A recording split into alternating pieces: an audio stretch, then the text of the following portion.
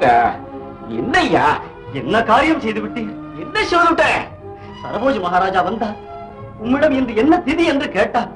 பௌர்ணமி என்று சொன்னீர். இன்று சாயங்காலம் பூர்ணச்சந்திரன் உதிக்குமா என்று கேட்டார். உதிக்கும் என்று திடமாக சொன்னீர். இன்று சாயங்காலம் பூர்ணச்சந்திரன் உதிக்காவிட்டால் உம்மை உயிரோடு நெருப்பு கிரையாக்குவதாக சொல்லிவிட்டு போய்விட்டார் ஐயா. மகாராஜாவே வாடா போடான்னு பேசி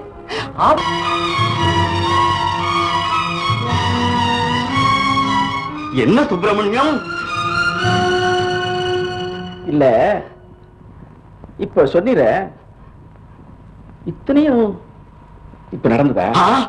சுப்பிரமணியம், இந்த உலக சிந்தனையே இல்லாம அப்படியா அன்னையனுடைய தியானத்துல மூழ்கி போய் கிடந்து அதோ பாரு, கால தூதாட போல 2 காவலர்கள் உம்மை கொண்டு போக காத்துருக்கிறத பாரும்.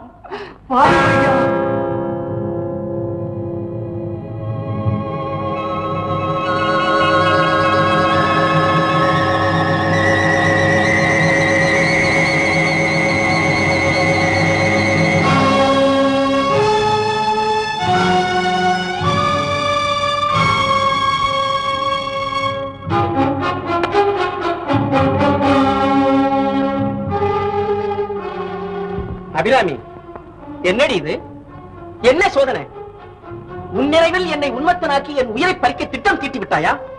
தன்னை மறந்து உன்னை நினைப்பவருக்கெல்லாம் இதுதான் முடிவா? கோடிச்சந்திர பிரகாசம் உள்ள உன் திருவதனத்தை என் மனக்கண்ணால் தெரிசித்துக் கொண்டிருந்த காரணத்தினால் அல்லவோ அரசன் கேட்ட கேள்விக்கு இன்று பௌர்ணமி என்று நான் பதில் சொல்லியிருக்கிறேன். அதற்கா இந்த தண்டனை?